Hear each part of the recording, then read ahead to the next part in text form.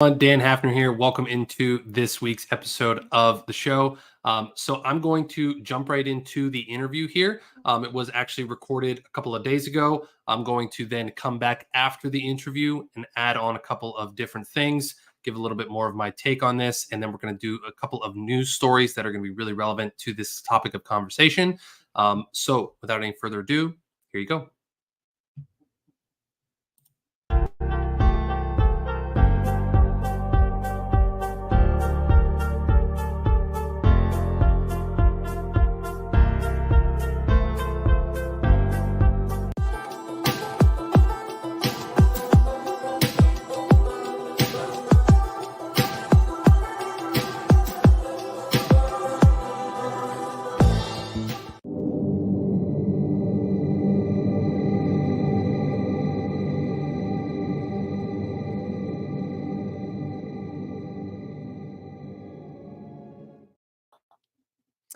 Hey there, everyone. Welcome into this week's show. My name is Dan Hafner. I'm joined today by my guest, Emmanuel Rose. I'll introduce him here in a little bit of in a second here. But super excited to welcome you back to another week. We're going to continue in this conversation of AI. If you caught last week's episode, talked a little bit about, there's this human element to AI that I think a lot of people are overlooking. But some people, such as Emmanuel, are not overlooking. So I'm really interested to get into this and talk about this. So yeah, Emmanuel, welcome to the show. Tell us a little bit about yourself.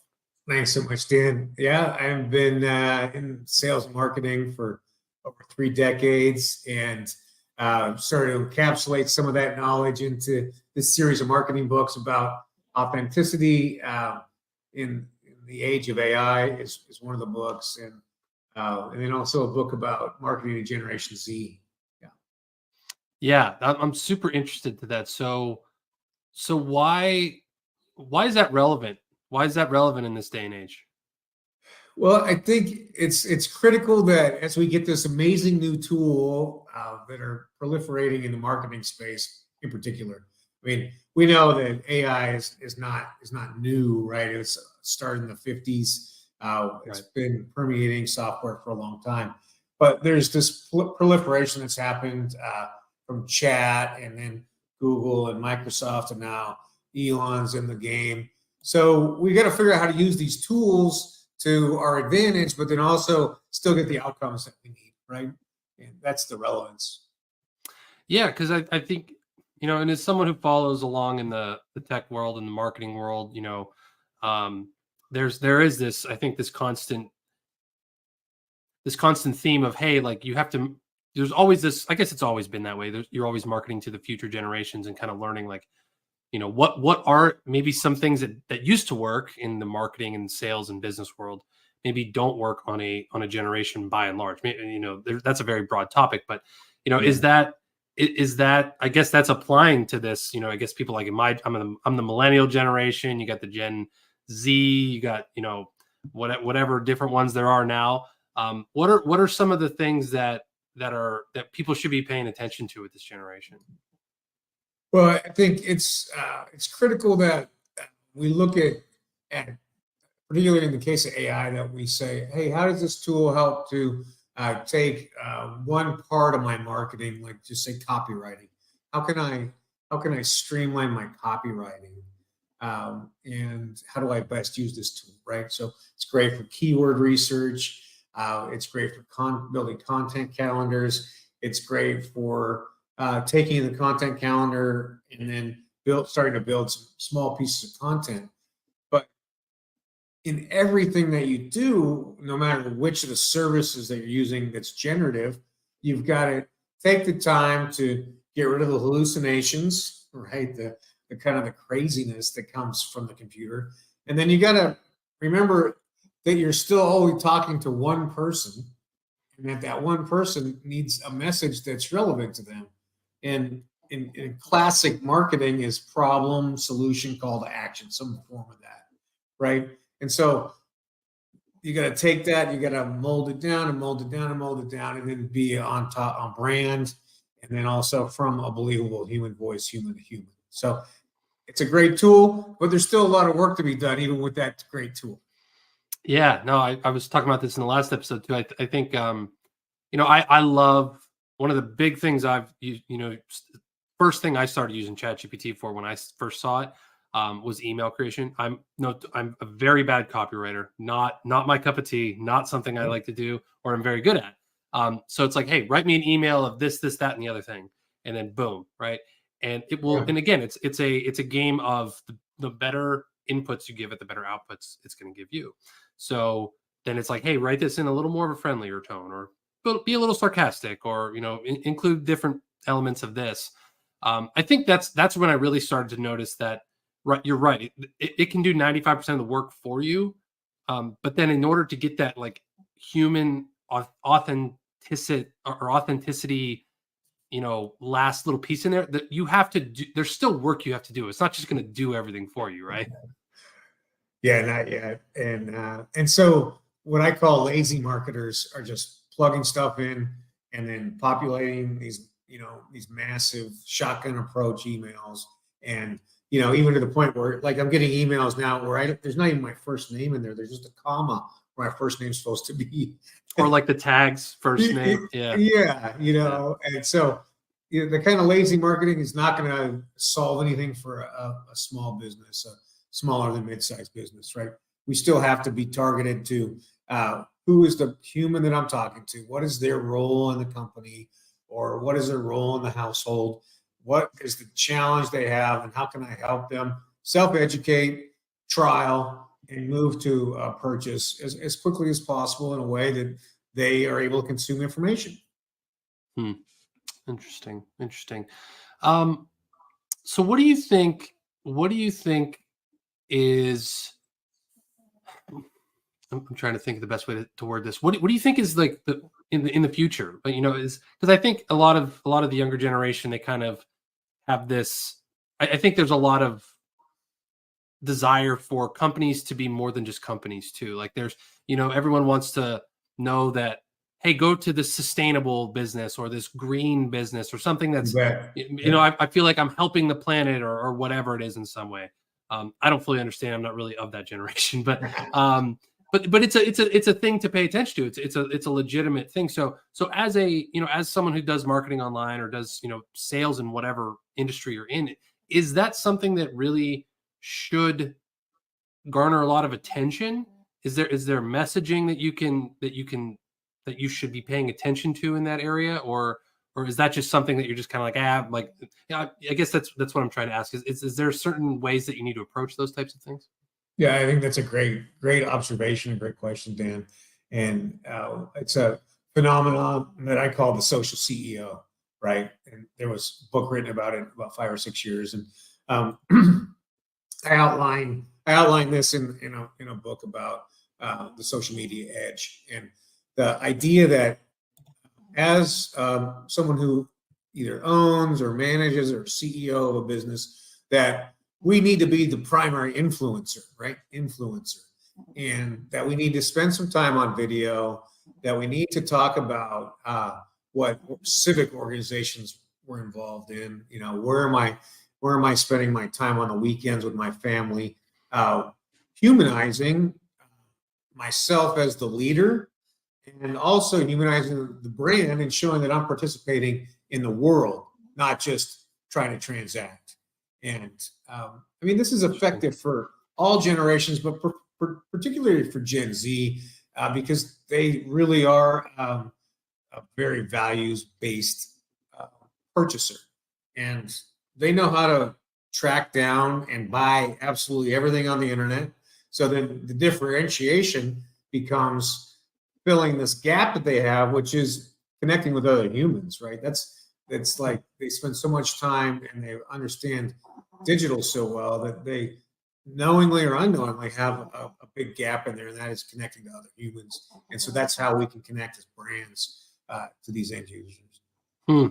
Interesting. Okay, so how do I do that? Like if I'm someone listening to this and I'm, how do I value how do I market my values? Is that a social media thing? Is that something that you can use AI for? Like how I mean, give that to me in like fifth grader terms. Like how You how, bet. how would I do that? No, I mean that's the correct question. I applaud you. You're quick on the move here. Thanks. And it's very straightforward. And it is a calendar item on Monday mornings, 9 a.m. Is you take 90 seconds to video yourself on your phone, and simply talk about one of a few topics. One, what was the last thing that you did that was civic minded or community oriented, or even a donation that you made? Two is who in your network that you've worked with recently really impacted you and that you're really fond of right now, employee or vendor of the week kind of ideas. Three would be customer success story and somebody that you interacted with that you were really excited about. And four would be a product announcement. But it's all done. You only need 90 seconds, and you take each of those topics one at a time, one per week. Hit your 90 seconds, take that 90 seconds of video and send it to your agency or your marketing department or yourself and get it transcribed, cut the video down into an edited piece, snippet it if there's some things that are snippable. And then you have your blog content, you got a video post, and you've got at least 3 social posts from that 90 seconds. I like it. That is it. That is straightforward. That's awesome. Another quick question for you before we go to a quick break. You mentioned blogging in there. I'm glad you mentioned that. I saw you had that on your list. I mean, does blogging still get you results? Like I feel like I have mixed. You hear one thing from someone, and then you hear another thing from. It's probably like anything else in the world, right? But does blogging still work? Is that something that is still worth putting the time into?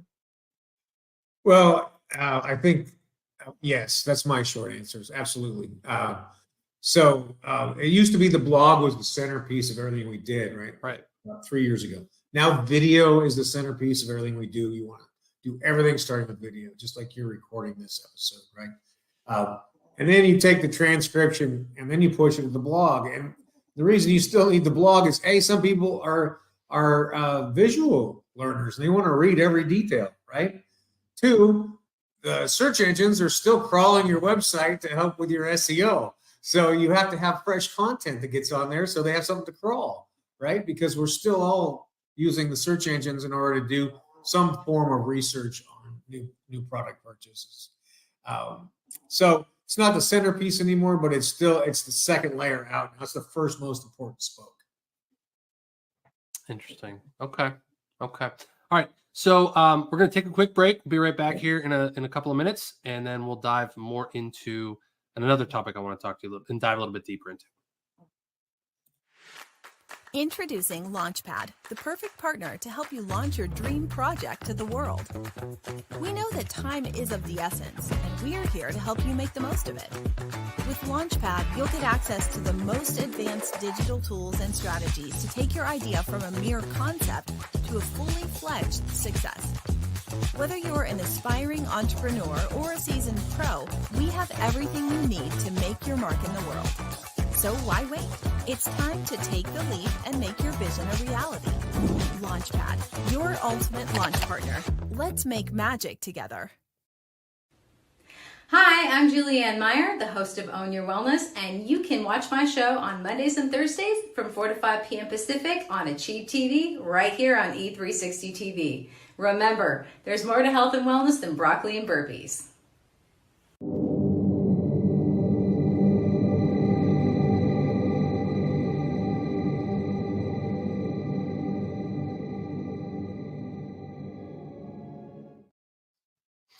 All right, we're back. Got a little bit of a different layout here. I like this. All right, welcome back into the show. I'm talking here with Emmanuel Rose. We're talking about authenticity in the world of AI in terms of marketing, sales, all this kind of stuff. So, Emmanuel, you mentioned something here a few minutes ago, that was this concept of the social SEO, or I'm sorry, social CEO. Sorry. Yep. Can you let's go back to that. I kind of want to that's an interesting topic. So can you go over that again? Like, what is a social CEO? You bet. and it's something that we're all familiar with because we see it every day. We see Elon Musk on Twitter or being interviewed by Joe Rogan, and he's talking about any one of his projects, right? And he's the biggest advocate for the Tesla, and he's the influencer, the primary influencer. And so that's what we're emulating, is that the CEO is the public face, or the owner or the manager is the public face, and that not just are they running the business, but they're also out there showing the world of what kind of person they are and what kind of work that the company does in order to help enhance the lives of the people who appreciate it. So it's really about a commitment to say, maybe I'm Gen X. Like I really don't want to be doing video and podcasts and all that stuff. But I know if I wanted to speak to other people, younger people, that I have to have a presence about that. And so whether I care about it or not, whether I listen to podcasts or not, that doesn't matter. There's a lot of people who do pay attention to social media, listen to podcasts, watch TikTok, whatever the platform is. So we have to be committed to speaking to the target markets that we have. And that's interesting. That's that really hits home too, because I've gone through, I think in my, this is me being authentic social SEO or a CEO, right? I think I've had my ups and downs with, being social, producing content, getting back into doing the show and doing it in a lot higher of a level than I used to do it is kind of my attempt to kind of get into that and do those types of things. But I think you're exactly right. There's a lot, as entrepreneurs, as people trying to build businesses and do our own thing, we can tend to get kind of caught in the weeds a lot of times. Yeah. And taking the time to produce this content, to create blog posts, to do videos, to do podcasts, to do all this other stuff, at least in my experience, and I've seen it happen with other people, it tends to be like, gosh, I don't really want to do that. I don't have time to do that. I have all this client work to do. You have the same thing happen. So I can see where people get, caught up in that. And you're just like, man, I wish I could be like Elon, just go on all these interviews and just promote Tesla and promote Twitter and do all these different things. But then we're like, we also have like client needs to fulfill and do all those types of things too. So, so do you have, like, I guess to the owner out there that's like me, like, okay, like, how do I produce this content? I know you gave us the 90-second example and things like that. Do you have anything else, beyond that, for anyone who's looking to do, bigger and better things? Well, I think, depending on, if any business is doing at least $500,000 should be involved with an agency of some sort. So outsourcing a good part of the marketing, because you're never going to be able to hire one person that can manage all the elements of modern marketing. So that's the first thing. And then the second thing is to be committed to it, and then to have some KPIs around it and say, okay, I'm going to do 6 podcasts a month. What is that generating for me? And how do I maximize the value of being on those podcasts? And if it's not direct sales, then like what I do is I take these podcasts, I send them to my team, and then we generate social content from every one of these. I get 15 pieces of social content that goes out everywhere, so that I'm getting double value from it. So that's the second thing, is be committed, have some KPIs, and leverage it. And then the third thing is you got to have fun doing it. You got to pick a platform either that you want to be on, that you enjoy, or a platform that your people live on and that they need you to be there. Yeah, no, I agree. I think that's very smart. And then also, like you said, once you scale and working with other companies to outsource that kind of stuff, because that was my one thing, is like, okay, and I find this with myself and with other people as well too. There's so many things you could do. There's so many platforms out there. There's YouTube, there's podcasting, there's 9 million different ways, and there's probably new ones that just came out today. You know what I mean? For sure. So if you could pick, we talked about videos versus blogs and that kind of stuff. Like, what if you could only do one thing? If I was just trying to focus on like one specific marketing thing to do consistently, what would that be? Well, if you're selling business to consumer, then pay-per-click ads. That I would say pay-per-click to a landing page. There's your social, right? TikTok, Instagram, Facebook. Those pay-per-click ads will generate the ROI that you need to build a business. If you're selling B2B, then I would say LinkedIn content and expanding your LinkedIn presence and posting and connecting with people on LinkedIn. Those are the highest form of ROI right now that I'm seeing. Interesting. Okay. And I think like in what you mentioned before, doing all of the different, does that omnipresence of being everywhere where you take, we'll take this show and we'll break it out into multiple pieces of content and that kind of stuff. Does that omnipresence, does that actually help your authenticity? Well, that's a good question. Does it help your authenticity? It does if you are tuning things to the viewer on those platforms, right? Like you're not going to take your Twitter posts and put those on Pinterest, right? That would be an inauthentic cross-platform post. But you could take some Facebook and Instagram, and some of that will flip over and be similar. But I look more at the psychographics of it and say, well, who are the people I'm trying to reach and what is the message I'm trying to get to? So if I only want to sell to moms and I only can afford one platform, then I'm just going to go for Pinterest. And if I'm going to lace in a second one, then I'll go to TikTok or Instagram. But let's stay simple and with the demographics and the psychographics so that we can nail one target market at a time cleanly, and then once that is covering or paying, then we can move on to the next target market. Okay, that makes sense. I'm curious. I was just thinking, what are your thoughts on? Have you seen all these different AI platforms out there that can create your social content for you? I'm curious what your thoughts are of those things. Are they rudimentary right now? I honestly don't have a whole lot of experience with them. I've seen them. I've been marketed, to them, but I've never really procured one or bought one or used one or really anything like that. I'm just interested, because you see people all the time, hey, generate 30 days of your social media content with ChatGPT in 90 seconds, and and I'm sure that it can create content, but again, it might not be super authentic. It might not be great. I'm just curious, do you have any thoughts on, any of those tools? Have you used any of those tools or anything like that? Absolutely. Yeah. I mean, the proliferation of tools in the last 120 days is mind numbing. Yeah. And, I can't keep up with it. Right. I'm trying to. So I have a couple of newsletters I subscribe to. Those guys are keeping up with it. And I kind of cherry pick from those. Are there tools? There's lots of tools that do it. I wouldn't recommend anything more than a week at a time of content creation. Otherwise, you're just going to bury yourself in editing and resolving all the things that we've been talking about, right? So no, I haven't found one that we're using yet. We're still doing this stuff by hand because in a lot of ways it's the most efficient. Now, like I said, building a content calendar or getting summaries from blog posts, to build one or two posts and then matching up with realistic photos. We'll use it for that, but I haven't found one yet that's just a plug and shoot.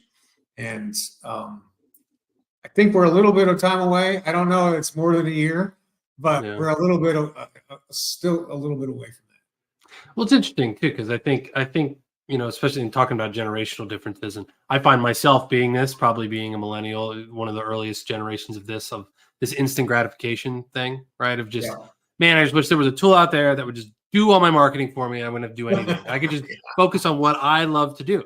And that doesn't exist, right? So there's always going to be this level of work. So I mean, this is probably a self-explanatory question, but it seems like, the people who are willing to do those types, like you said, I can have a calendar of hey, do this live video around this day, and then this week do this one, but I still actually have to do the video by myself, right? So so I'm sure you see the people that are willing to do those things have the better results, right? Yeah, absolutely. And what we have to what our culture has a challenge with is that we always want to get the outcome without doing the work, right? Culturally. Right. Exactly. And it's not a new phenomenon in human nature. The Chinese have a saying that says, everybody wants to shoot the bow, but no one wants to pull the string. And so that tells me, right, this is at least a couple thousand years old. We've been dealing with this.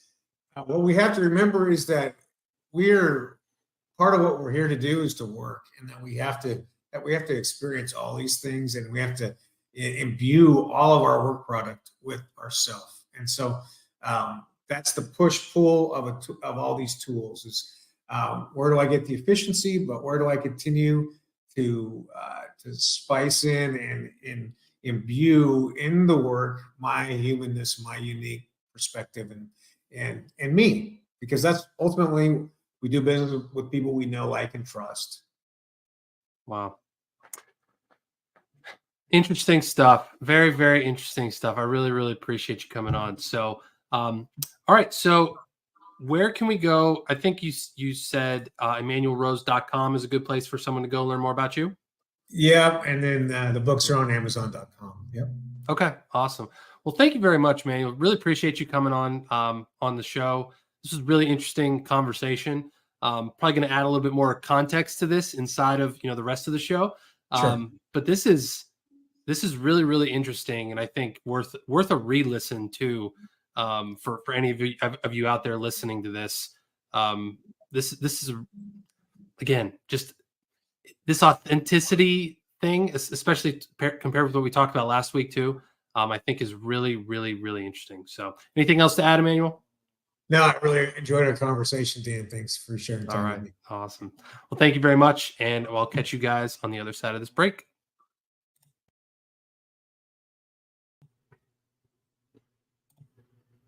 All right, welcome back. So yeah, that was a very interesting interview.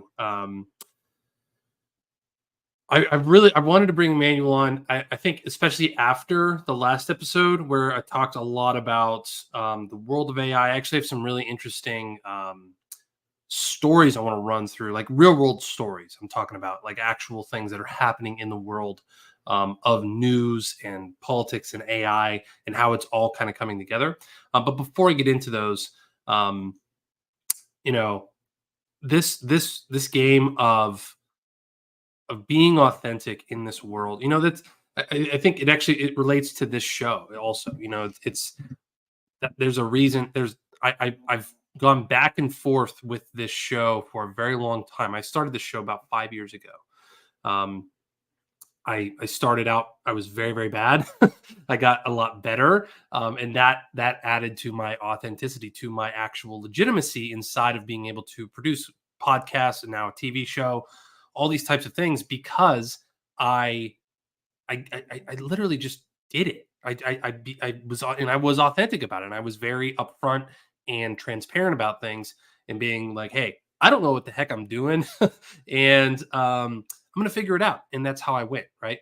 So it's a very, very interesting game. And then we talked a little bit about it with Emmanuel, this game of, every business needs to kind of be more than just a business. You see this a lot with, all the different politics that big corporations, I'm talking like big corporations get involved in. They get involved in the culture, they get involved in policies and different political views and things like that.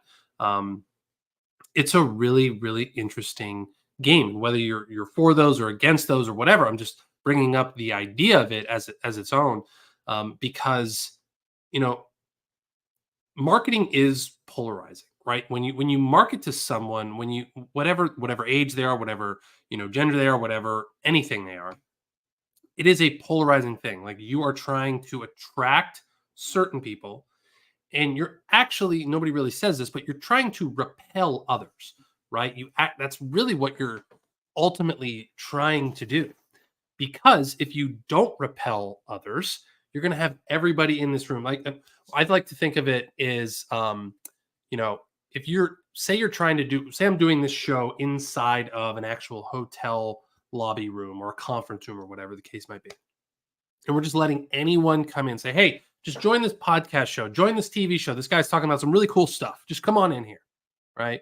Who are you going to get? You're going to get probably, people who are traveling through, people who might have kids, people who might be, senior citizens, people who might be different races, different genders, everything. Like, you're just going to get this melting pot of people, because there's no context to it. It's just, hey, this guy's doing this show. It's talking about really cool stuff. Come on in here.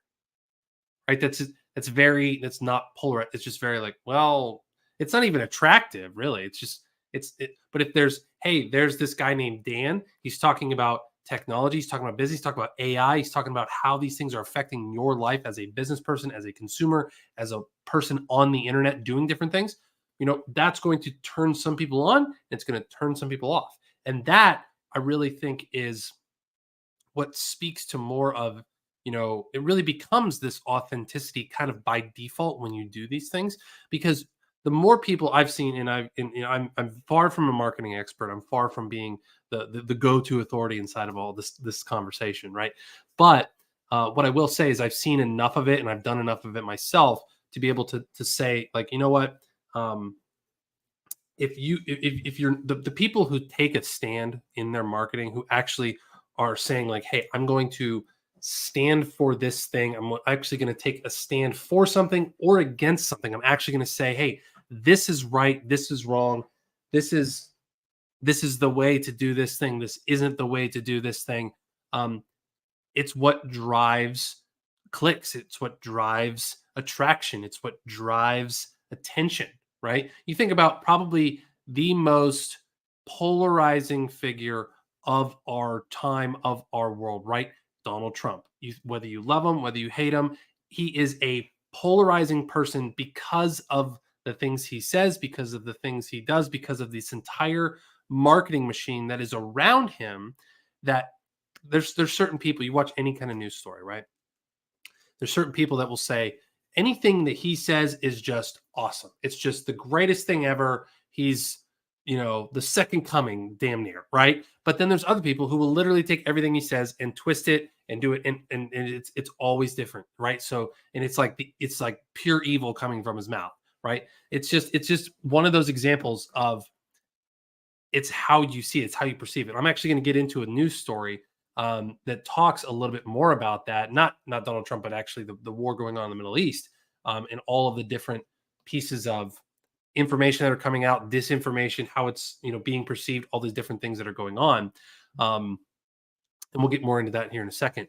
But it is there's a real conversation to be had around this. I as I mentioned in the interview, I think a lot of people, especially when you get into the online world, and we've seen this with social media, particularly, there is a dehumanizing effect to even like this show, the way that we're communicating, the way that we're talking to each other.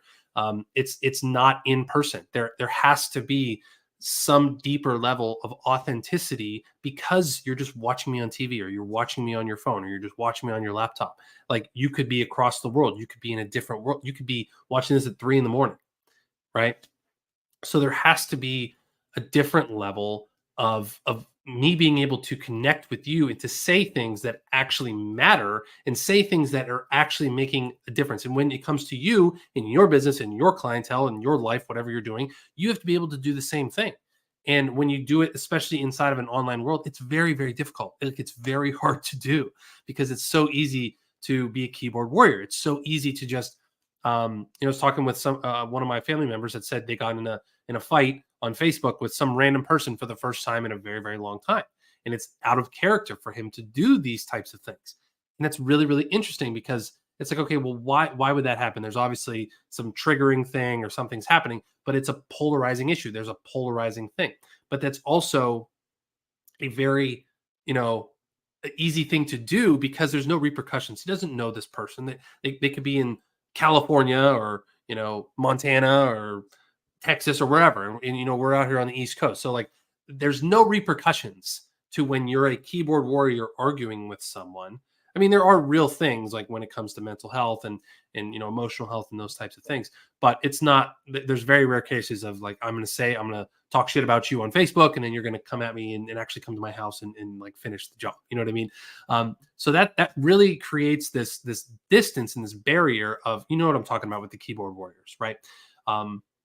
So you have to combat that. You have to be able to provide methods of being real and communicating. And for any of you on here on this podcast, like, you can fill out the Q&A portion of this. If you're watching this on Spotify as a video podcast, or you can, check it out on the site. You can actually submit things. You can comment. You can, you can make comments live on YouTube as this is streaming. And I will respond. Like, I will actually take the time to respond, and whether it's good, whether it's bad, whether it's hateful, whether it's whatever. So anyway, there are just a lot of cool things to think about when it comes to the authenticity, the humanization of this entire conversation. So just a really, really fun interview. Thank you, Emmanuel, for coming on. Really appreciate all that. Okay, so I'm gonna take a quick break, and then we're gonna come back, and I'm gonna dive into the news stories. My name is Adriana Morrison, host of the Health Revolution TV show. Join us Tuesdays and Thursdays live, 10 a.m. Pacific, 1 p.m. Eastern Standard Time, where our mission is simple: engaging conversations, elevating health and wellness, empowering transformation. Right here on the Achieve TV channel on E360 TV. Introducing Launchpad, the perfect partner to help you launch your dream project to the world. We know that time is of the essence, and we're here to help you make the most of it. With Launchpad, you'll get access to the most advanced digital tools and strategies to take your idea from a mere concept to a fully fledged success. Whether you're an aspiring entrepreneur or a seasoned pro, we have everything you need to make your mark in the world. So why wait? It's time to take the leap and make your vision a reality. Launchpad, your ultimate launch partner. Let's make magic together.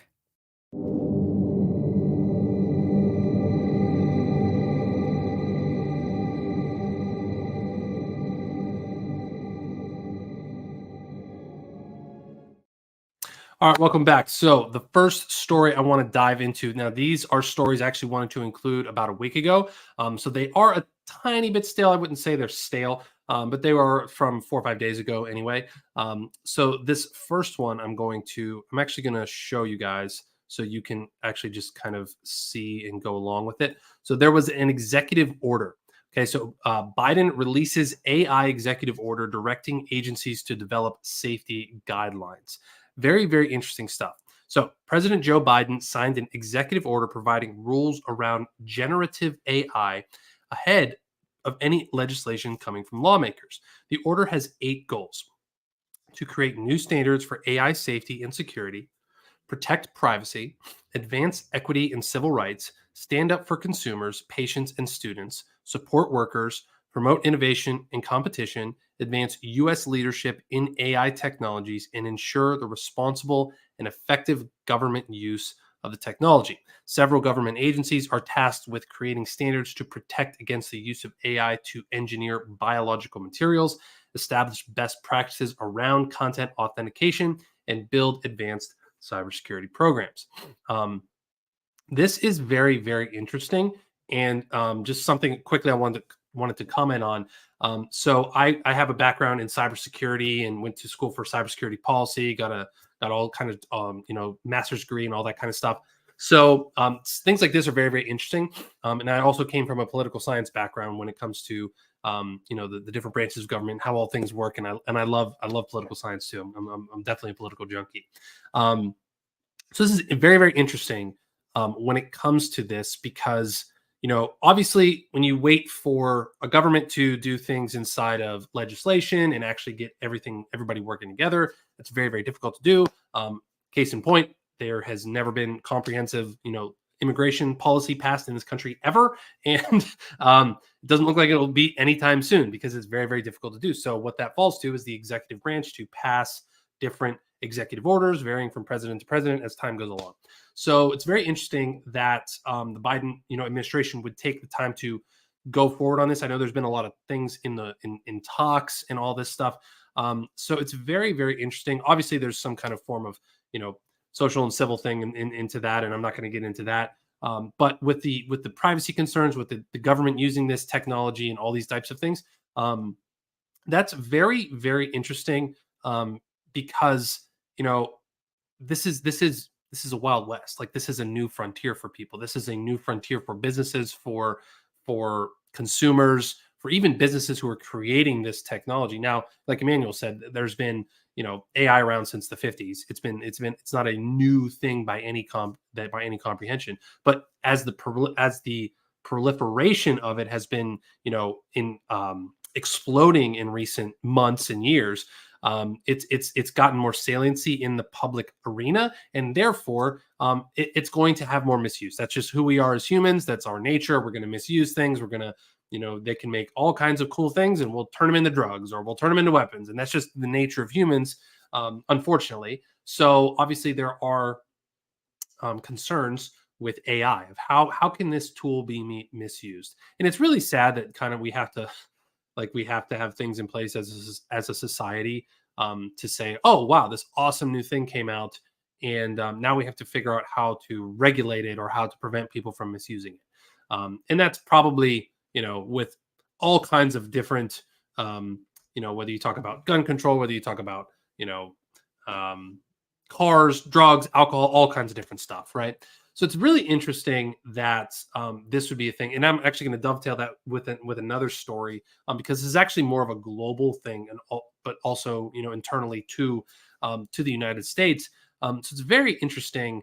I'd be really interested to see where this goes, because executive orders tend to be, they are what they are. They can be very easily overturned by future presidents.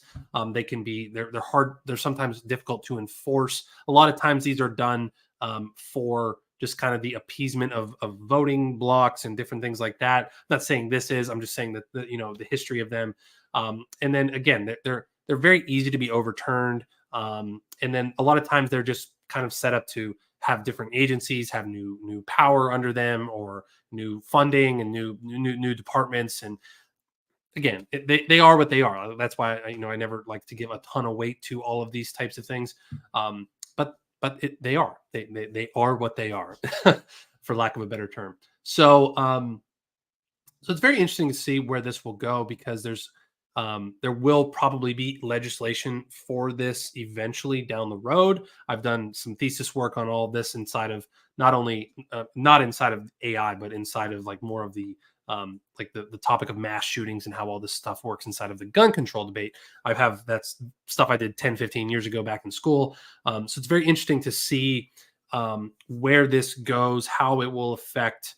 They say it will not affect, publicly released things like ChatGPT. They're not going to recall things and then all of a sudden take it off the market to redo it and all this type of stuff. But moving forward, there's going to be new things input. And, I think there's good pieces to this. And I think there's, obviously concerns to it. I think it's good that not only are the CEOs of these companies actually calling for this and, kind of pulling back the reins on their own, forward advancement and stuff, which is not something you see very often. But it's good. I think Elon called for this too. Hey, we really need to kind of pump the brakes on this AI stuff, because it's gotten so out of hand so quickly. And do we really know what we're doing? Maybe some of that was for marketing and for polarization. Maybe some of it wasn't. Maybe some of it was real. So it's hard to say for people like you and me who are just in the background and not really know exactly what's going on with all these things. But again, it's just something to be aware of, something to keep an eye on. But again, me, I'm always a person who will tend to be skeptical of really anything governmentally involved. That's just how I've grown up. That's just how I've become oriented to the world through my own experiences and my own investigation and my own questioning of things. So anyway, just wanted to put this out there, because I wanted to dovetail that with this story here, which I'll start sharing, which is actually inside of, as I mentioned, not only inside of the United States, but the larger world, as it would be, which is the G7, right? So exclusive G7 to agree AI code of conduct for companies. This was published back in October 29th. So it's, again, last week's stuff. But The group of seven, the G7 industrial countries, will on Monday agree a code of conduct for companies developing advanced artificial intelligence systems, a G7 document showed, as governments seek to mitigate the risks and potential misuse of the technology. The voluntary code of conduct, keyword the voluntary code of conduct, will set a landmark for how major countries govern AI amid privacy concerns and security risks. The leaders of the group of the G7 economies, made up of Canada, France, Germany, Italy, Japan, Britain, and the United States, as well as the EU, kicked off the process in May at a ministerial forum dubbed the Hiroshima AI Process. Its 11-point code promotes safe, secure, and trustworthy AI worldwide and will provide voluntary guidance for actions by organizations developing the most advanced AI systems, including the most advanced foundational models and generative AI systems. So again, this is a bigger level story. And it's very interesting because that's what a lot of these come out as guidelines, as things that are best practices for big conglomerates or big corporations to actually follow and implement. Which again, sometimes these things get broad stroke painted as the G7 is coming down with these hammer things that everyone has to follow, and the Orwellian world is coming to an end, and it's just not the case. It's just not true. It could be the start of those things, and that's what people like to always say. Again, very, very early to tell on all of these types of things, but it's very interesting that a global organization like the G7 is actually doing things like this and taking actions like this in a way that is very forward thinking, very proactive in these types of things. So again, good things to it, bad things to it, interesting things to it, concerns to it, is what it is. All right. So another, I mentioned a story here that has to do with the Israel conflict and in the war, the Israel-Hamas war that's going on. So let me share this this guy right here. Yeah, generative AI is playing a surprising role in Israel-Hamas disinformation. Even as some feared the war would be the first in history to be flooded with machine-made fake images, that hasn't happened. The technology's impact on the conflict is far more subtle. Very, very interesting. So in the weeks since Hamas launched its October 7th surprise attack on Israel, the ensuing conflict has generated an unprecedented wave of disinformation, an algorithmically driven fog of war that has tripped up major news organizations and left social media companies floundering. Yet, amid all the deceptive images and video moving around on social media, the content generated by artificial intelligence tools has remained relatively peripheral. Even as some wondered if the Israel-Hamas war would be the first conflict dominated by false generative AI images, the technology has had a more complex and subtle impact. Okay, so what are they saying? They say AI-generated disinformation is being used by activists to solicit support or give the impression of wider support for a particular side. Examples include an AI-generated billboard in Tel Aviv championing Israel Defense Forces, an Israel account sharing fake images of people cheering for the IDF, an Israel influencer using AI to generate condemnations of Hamas, and AI images portraying victims of Israel's bombardment of Gaza. So a lot here, a lot. This is really interesting. Now, this was always what I remember hearing when ChatGPT first came out, that was going to be the big thing, right? When is the technology going to come along where somebody's able to take a voiceover of the president along with a video of the president that matches that voiceover with a very authentic looking background and crowd and environment, and go on and make very provocative statements against companies or countries like China, Iran, Russia, all these types of things. That's a super scary thing, right? I remember there's a movie, Die Hard with a Vengeance, I believe. It's where there's cyber terrorists that actually broadcast a fake video of the Capitol exploding from within, just absolutely exploding, but it didn't, right? That was the fake out. because everyone goes out the window in DC and looks at the window and it's like, no, that's actually real. But people outside of DC would have no idea. They'd have that's something that is this type of thing, right? So so this is really, really interesting. So there is a very, very good book. If you I had to read this for my master's, excuse me, it's literally called On War. And very, very what is his von Clausewitz, very, very interesting book. And this is really written, in an old sense of what are the rules of war, how, like, the fog of war. There's always war is deception, right? And the online world is another domain of being able to deceive, being able to manipulate, being able to put out fake information, to put out, again, like these things that are drumming up, hey, let's make this look like we're stronger than we are. This isn't anything new inside of the world of war. You always want to make your enemy uncomfortable, disorganized, chaotic. That is the essence of war ever since we were riding around on, horses with pitchforks, right? Like that's always been the way of it. It's just it's moved into a new domain. So it's really, really interesting to see, again, it's video and audio can be, kind of traced and seen. At least it's not super advanced in this generative AI of, hey, we can actually prove that that's wrong, or we can, like, a quick fact check is actually going to show, like, yeah, that didn't really happen. That's AI, right? But what they were talking about in that article, that's very, very interesting when it comes to the wars are won in the public mind. It's a war of whose side are you on, of who do you actually support. And if there's low support for a particular war in a country, that's going to be very hard for that government to sell those people on supporting that war. Either it's financially or with actual troops or anything like that. So, would there be videos coming out that are actually not true of someone who's on a particular side that's actually now condemning it, right? As long as somebody is very authentic, again, going back to the authenticity thing, how I tie all this in. If someone's very, like, I'm on this side, I support this, this value system, I support this political end and whatever it might be, when all of a sudden something comes out that's super opposite, that's obviously a red flag to people to be like, well, did that person really say this? Because given who they are and everything we know about them, it's very hard to believe that they would actually say this thing or do this thing, right?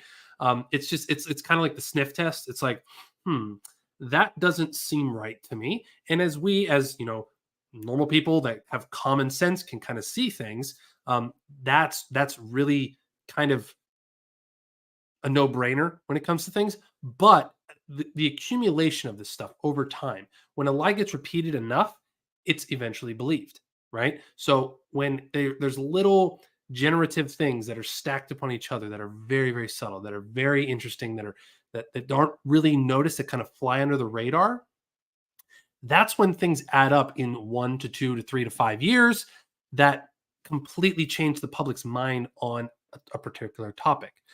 So this is really, really something that's worth paying attention to, that's worth, doing your own research on, thinking through in your own logical ways, because this matters. This type of stuff matters. I mean, this is war we're talking about. This is actual real people dying, real people engaging in things.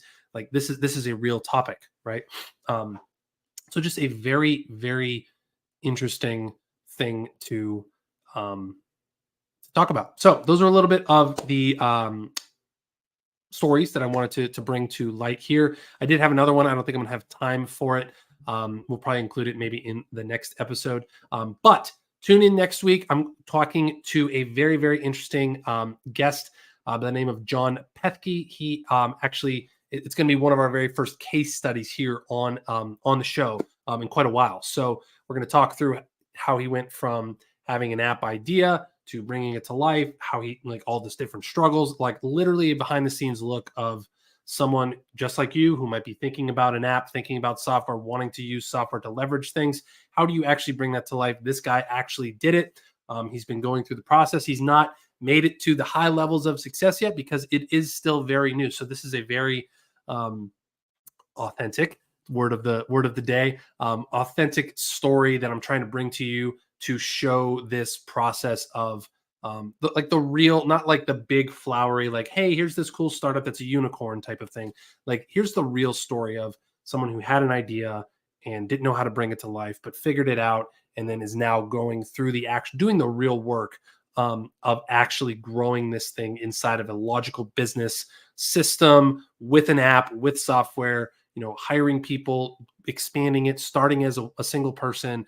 It's going to be super, super awesome. So be sure to tune in next week, whether you're watching this on YouTube, on E360, whether you're listening to this on a podcast, anywhere you are. I super, super appreciate any ratings and reviews that you can leave, especially on Spotify. Really appreciate all of you on there as well, for continuing to follow and support the show. So any kind of reviews, any kind of ratings are super, super appreciative. Share this show with someone who you think might find it interesting. All right. I'll see you guys later. Thank you for joining.